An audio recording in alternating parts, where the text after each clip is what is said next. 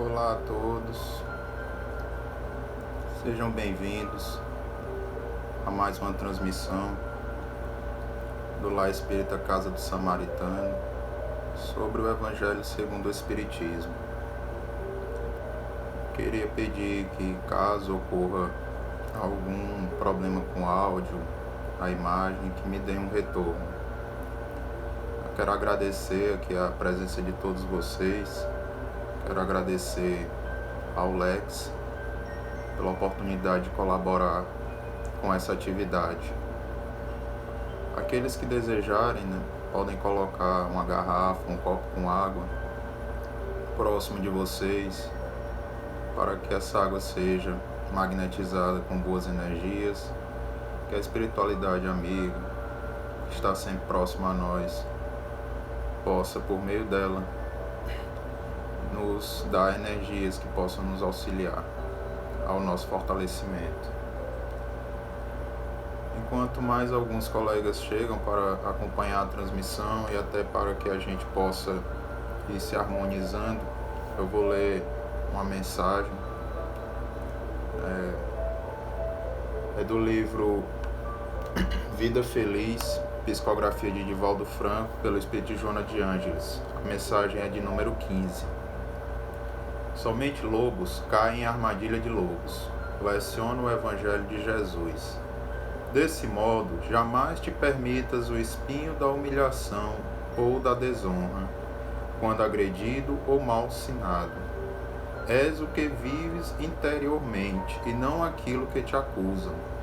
Não te tornarás melhor porque estás elogiado, ou ficarás pior porque combatido. Permanece honrado e discreto, sendo tu mesmo em busca do aprimoramento íntimo. Escolhi justamente essa mensagem, porque ela tem um pouco a ver com aquilo que nós vamos conversar hoje, sobre a mensagem do Evangelho segundo o Espiritismo. Mas antes da gente iniciar a nossa conversa, eu vos convido a fazermos uma prece, Aqueles que desejarem podem fechar os olhos, não é como forma de nenhum ritual, só para ajudar na concentração. Pai de infinita bondade, só queremos te agradecer por mais um dia, por mais uma oportunidade de seguirmos nessa jornada evolutiva, que possamos cada vez mais nos aproximar dos teus ensinamentos, daquilo que nos deixaste como orientação para o nosso aprimoramento moral e espiritual. Que busquemos cada vez mais fortalecer a nossa fé, tendo a certeza que em Ti estamos sempre amparados pelo Teu infinito amor. Que consigamos internalizar a prática de amor e caridade em nossa vivência. Mais uma vez, obrigado por todas as bênçãos e todas as oportunidades que nos concede. Dê-nos muita paz e harmonia. Que assim seja, graças a Deus. Bom, gente, mais uma vez sejam bem-vindos todos os que chegaram ao longo da transmissão. Quero agradecer mais uma vez a presença de vocês. E aqueles que não me conhecem, eu me chamo Alan. E hoje a gente vai conversar um pouco sobre os itens finais do capítulo 13, os itens 16 a 18 da mensagem Não Vim Trazer a Paz, mas a Divisão. É capítulo 23, item 16 a 18. Esse capítulo 23 ele está intitulado como Estranha Moral, no Evangelho. E a gente às vezes se questiona, por alguns trechos, que os espíritos da codificação e Kardec compilaram nesse capítulo especificamente, que são algumas expressões ou alguns trechos ditos por Jesus, aos seus apóstolos, que podem causar certa estranheza, mas já vos adianto que muito da estranheza vai da interpretação que é feita, e às vezes de forma equivocada, daquilo que Jesus nos deixou. É justamente por isso que em um dado momento ele também disse aos seus apóstolos, que depois nos enviaria o Consolador para nos trazer as verdades que ainda não estávamos preparados para receber. Justamente isso, não tínhamos esse preparo íntimo, e muitas vezes ainda não temos em alguns sentidos. Mas vamos aqui buscar tentar trazer um pouco a respeito de reflexão e tentar trazer um pouco de esclarecimento em cima dessa passagem. Não vim trazer a paz, mas a divisão. Quando nos remetemos à parte introdutória do Livro dos Espíritos, a gente percebe que Kardec já deixa claro, primeiro, que o objetivo da obra é trazer essa constituição moral, essa construção moral, esse amparo moral a cada um de nós. Então perceba que o foco do Evangelho segundo o Espiritismo é nos trazer esse amparo, para que a gente possa nos melhorar cada vez mais intimamente. E também ele deixa claro que nenhuma das falas de Jesus ela é absurda, pois ela está totalmente concatenada com aquilo que ele nos pregou, que é a lei de amor, e que basta estarmos preparados a termos essa visão, sem essa deturpação que o mundo muitas vezes nos traz, para compreendermos aquilo que ele nos trouxe. A base dessa mensagem, como eu disse, nós vamos conversar baseado especificamente nos itens finais dessa mensagem. Os vídeos anteriores eles trataram sobre os itens iniciais, já que as transmissões são diárias sobre o Evangelho, a gente já vem nos últimos 2 dias tratando sobre essa mensagem. Mas a base principal dela está bem no início, é do Evangelho de Mateus, capítulo 10, versículo 34 a 36, no qual diz: Não cuideis que eu vim trazer a paz à terra. Não vim trazer paz, mas a espada, porque eu vim pôr em dissensão o homem contra seu pai, e a filha contra sua mãe, e a nora contra sua sogra, e assim os inimigos do homem serão os seus familiares. Então percebam, como eu disse anteriormente, que uma fala dessa ela nos causa estranheza, porque aqueles que fazem uma interpretação superficial sobre isso acham que Jesus está pregando no sentido de batalhas e lutas de guerra, que devemos impor aquilo que ele nos trouxe. E Joana de Ângeles, quando ela vai comentar sobre esse trecho do Evangelho, ela traz também para a gente um pouco de contextualização no momento em que os indivíduos daquela época eles tinham uma dominação externa muito forte. Como eu disse, o mundo exterior ele influenciava muito as suas atitudes, e lhes faltava uma energia moral para enfrentar justamente esses desafios que surgiam. E a espada que a Jesus se refere, quando a gente vai começar agora a aprofundar em cima disso, essa espada é justamente essa batalha interna que nós devemos ter contra a ignorância, o orgulho, contra mazelas morais que nos distanciam do Evangelho. Então, um primeiro ponto que a gente vai diferenciar é justamente nessa expressão, não penseis que eu vim trazer a paz. Vamos diferenciar o que a gente entende por paz do reino de Deus e a paz do mundo. Então, justamente, Jesus com essa fala também vem nos mostrar essa diferença, de que muitas vezes a paz do mundo é aquela paz na qual você vive em tranquilidade, às vezes até mesmo em ociosidade, achando que por não ter problemas, dificuldades, você tem toda a paz, que está tudo certo, que você alcançou a sua paz legítima. E é quando Jesus, através da sua doutrina de amor, ele vem nos trazer justamente esses tesouros morais que devemos dar importância, que é nos mostrando que a paz do reino de Deus é justamente essa paz de consciência moral. Lembrem da mensagem inicial, né? Que muitas vezes nós nos deixamos abater por aquilo que nos colocam externamente, né? As circunstâncias do mundo é que tiram a nossa paz, porque queremos viver tentando resolvê-las ou tentando viver conforme elas, né? Quando na verdade devemos buscar o nosso melhoramento íntimo, e a partir do momento que passamos a enxergar de uma forma diferente aquelas circunstâncias exteriores, quando estamos equilibrados intimamente, aí sim nós temos a paz. E é por isso que Jesus disse que esse caminho não vai ser fácil, né?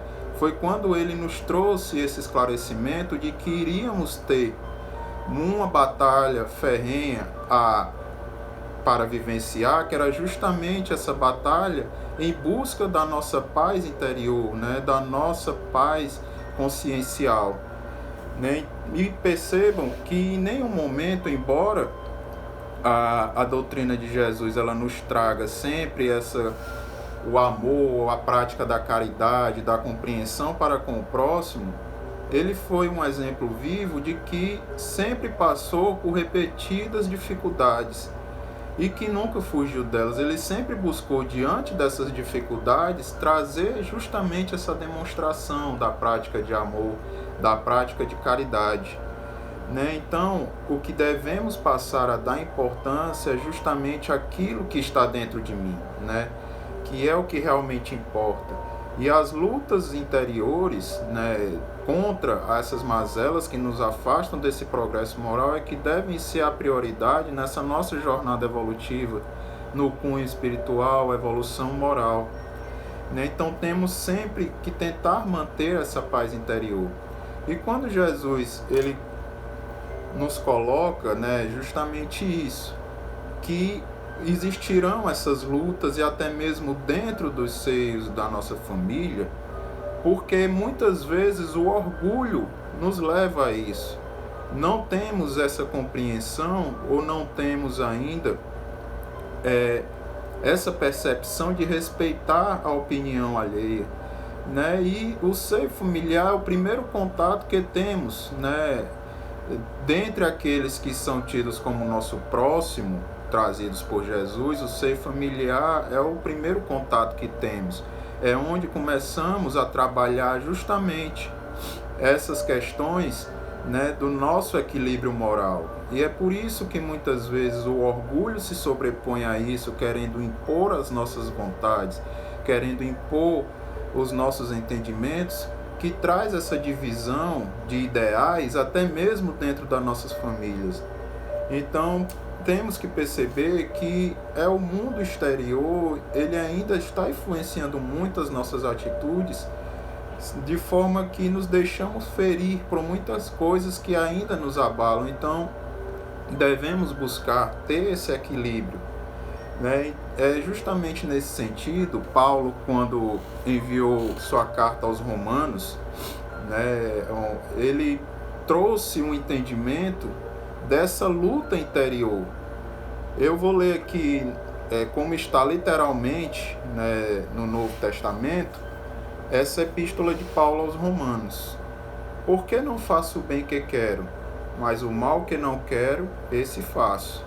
Ora, se eu faço o que não quero, já não faço eu, mas o pecado que habita em mim. Acho, então, esta lei em mim, que quando quero fazer o bem, o mal está comigo. Porque, segundo o homem interior, tenho prazer na lei de Deus. O que é que Paulo quis nos trazer nessa mensagem? Que muitas vezes nós não agimos da forma que queremos que os outros ajam para conosco, né? Então inicia nesse sentido. Às vezes queremos que os outros nos tratem bem, pratiquem o bem em relação a nós, mas nós não fazemos a mesma coisa em relação ao nosso próximo. E ele diz que o que é que impede de agirmos assim é justamente o mal que habita em cada um de nós. O que é esse mal? São essas mazelas de orgulho, de vaidade, de inveja, que muitas vezes se sobrepõem à nossa vontade de fazer o bem. E percebam que a partir do momento que temos o contato com o Evangelho, embora essa luta seja ferrenha de querermos fazer o mal e combatermos o nosso orgulho, às vezes não conseguimos, mas a nossa consciência ela liga aquele alerta de que não estamos agindo da forma correta. No fundo, a gente percebe que está indo contra as leis de Deus, mesmo quando deixamos que o orgulho, a vaidade, a ambição se sobreponham à prática do bem que devemos praticar. Então é justamente nesse sentido que a doutrina de Jesus ela vem nos trazer esse combate interior, né? E não se espantem, porque quanto mais a gente compreende o Evangelho, mais a gente começa a se questionar, a se cobrar, mas isso não deve ocorrer numa forma de nos trazer empecilhos de progredirmos moralmente.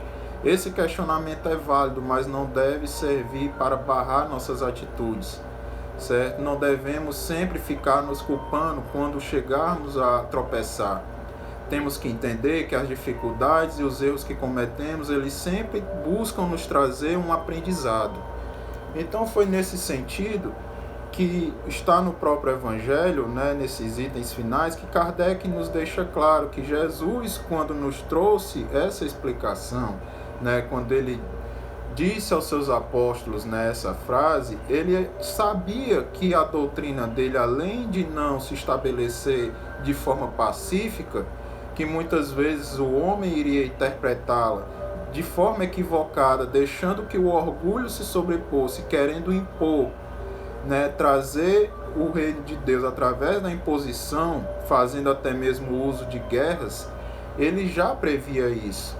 E foi quando ele nos traz justamente esse trecho: vim lançar fogo à terra para expungi-la dos erros e dos preconceitos, do mesmo modo que se põe fogo a um campo para destruir nele ervas más. Mas esse fogo não são guerras nem batalhas que devemos, né, ter para com o nosso próximo. Esse fogo é justamente no sentido de tirarmos, de limparmos o nosso campo íntimo interior, né, como ele diz aqui, para destruir ervas más. E essas ervas são justamente essas mazelas morais que temos interiormente, né? Devemos primeiramente trazer esse entendimento para nós. Isso aqui é interessante no sentido de que no livro Boa Nova, Humberto de Campos ele relata um diálogo de Jesus com Levi, né, que ele fica deslumbrado com a facilidade de Jesus em o que eles chamavam de expulsar os demônios, né, daqueles que procuravam. E foi quando Jesus deixou claro, né, que Levi, que todos que busquem auxiliar o próximo têm que primeiro fazer esse equilíbrio interior, essa luta interior, para poder trazer esse benefício ao próximo, e não de forma a expulsar, porque aqueles demônios deveriam ser isolados, mas a melhor forma é tentar demonstrar a eles os ensinamentos trazidos pelo Evangelho, né? E esses ensinamentos, muitas vezes, eles vão além de palavras, eles são mais eficazes quando eles passam a ser externalizados através da nossa conduta. É justamente aí que mora também a questão da fé raciocinada e da fé prática, né? E Jesus, ele, no próprio Evangelho, quando Jesus falou sobre isso, Kardec nos deixa claro que ele iria nos enviar esse Consolador, o Espírito da Verdade, que virá restabelecer todas as coisas. E é nesse sentido que o Espiritismo opera dentro de cada um de nós, trazendo esse esclarecimento íntimo, para que a gente consiga ter esse equilíbrio íntimo, para que a gente consiga combater tudo isso que às vezes nos afasta desse progresso moral, né? Então ele complementa, Kardec complementa: entretanto não pode fazer sem destruir os abusos. Como Jesus, ele topa com o orgulho, o egoísmo, a ambição, a cupidez, o fanatismo cego, os quais, levados às suas últimas trincheiras, tentam barrar-lhe o caminho e lhe suscitam entraves e perseguições. Vejam que é justamente o que a gente vem conversando, né, esse tempo todo, que são justamente, a gente vai, quando nos propormos a nos melhorarmos, né, a tentarmos evoluir, praticar o Evangelho, nós vamos topar com tudo isso, ambição, orgulho, egoísmo, e não se espantem com isso. É um processo natural de luta íntima, de autoconhecimento, para que você consiga ter o seu equilíbrio, para que você consiga encontrar o seu equilíbrio nesse sentido, de que a espada passa a ser essa luta interior, né? Percebam que as batalhas têm que ser dentro de cada um de nós e não como forma de imposição ao nosso próximo. E Kardec finaliza a mensagem: o mal viria dos homens e não dele, que era como um médico que se apresenta para curar, mas os remédios provocam a crise salutar, atacando os maus humores do doente. Então vejam, né, que a paz que Jesus nos ensina é essa paz que contagia, que ela vai sair de dentro de cada um de nós, que ela vai partir através da externalização das nossas atitudes, né? E é justamente aí que Emmanuel, ele nos esclarece também, dizendo que os pacificadores contribuem na formação da felicidade humana, mas sabem que a paz se levanta por dentro da luta, sendo laboriosamente construída. Então é um trabalho de construção diário, né? Não é no primeiro tropeço que nós vamos desistir de encontrar essa paz, esse equilíbrio. E é justamente quando nos propomos a isso, temos que trabalhar para que consigamos construir, né? Paulo, Saulo, que depois passou a ser chamado de Paulo, ele é um exemplo grandioso disso, né? Ele sempre passou ao longo de sua vida, antes daquele encontro com Jesus na estrada de Damasco, tentando trazer as imposições da lei, da palavra de Deus que ele tanto defendia. Ele perseguia, chegava a perseguir, trazia a imposição da lei. E ele passa a perceber que a lei, ela deve ser externalizada com práticas, com a prática de amor e de caridade, na qual você, no momento em que você tenta trazer ao seu próximo, né, esse benefício que o Evangelho nos traz, né? Você consegue trazer esse esclarecimento e não uma imposição. Você não deve agir com uma postura de luta, você deve agir com uma postura de alguém que está ali cooperando intimamente com aquele seu irmão e que ele coopera intimamente com você, para que os dois consigam aprender e evoluir de forma conjunta, pois nossa evolução moral, ela não ocorre individualmente, certo? Então, busquemos cada um de nós essa luta interna, que ela é constante, ainda temos muito a combater, para tentarmos alcançar esse equilíbrio e tentarmos dessa forma externalizar. E é justamente na mensagem que Deus diz que quando conseguirmos isso, a paz voltará a ser restabelecida sobre a terra. E é nesse sentido que tanto ouvimos falar em transição planetária, em regeneração, que tem que partir de cada um de nós. A regeneração do meio, ela vai partir no momento que conseguirmos encontrar a nossa regeneração íntima, pois o meio é apenas reflexo de tudo que externalizamos, das nossas atitudes, dos nossos pensamentos, do nosso relacionamento para com os nossos irmãos. Então, meus amigos, eu só tenho aqui a agradecer, né? É sempre uma oportunidade de estudo. Confesso a vocês que já tinha lido várias vezes essa mensagem em outras ocasiões, mas quando me propus a estudá-la para conversar com vocês, conseguir ter um entendimento mais aprofundado, né? Nesse sentido, espero ter podido contribuir, né, também para que vocês consigam interpretar esses ensinamentos do Cristo e tentar trazê-los para a nossa vivência diária, certo? Agora eu vos convido a fazermos a nossa prece para que possamos prosseguir, né, as nossas atividades de forma equilibrada. Mais uma vez, aqueles que desejarem podem fechar os olhos, né, para facilitar na concentração. Pai de infinita bondade, só temos a te agradecer, Senhor, por todos os ensinamentos e esclarecimentos trazidos a cada um de nós, por todas as oportunidades de evolução e de aprendizado, e consigamos cada vez mais internalizar os teus ensinamentos, externalizar através do amor e da caridade para com os nossos irmãos. Auxilia cada um de nós, a cada um dos que passam por dificuldades, por angústias, e cada vez mais consigamos fortalecer a nossa fé, estar amparado em Ti e no Teu Evangelho. Dê-nos paz e harmonia, um convívio de paz com os nossos familiares, nossos amigos, todos que fazem parte do nosso dia a dia. Mais uma vez, Senhor, obrigado, que assim seja, graças a Deus. Mais uma vez, obrigado a todos, obrigado àqueles que nos acompanharam até aqui.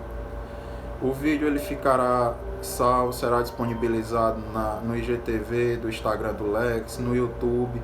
Quem desejar pode assistir esse e outros vídeos, do Lex a respeito do Evangelho e de outros temas. Podem repassar aos amigos, aos familiares. Eu só tenho a agradecer a oportunidade e a participação de todos vocês. Muito obrigado e até a próxima.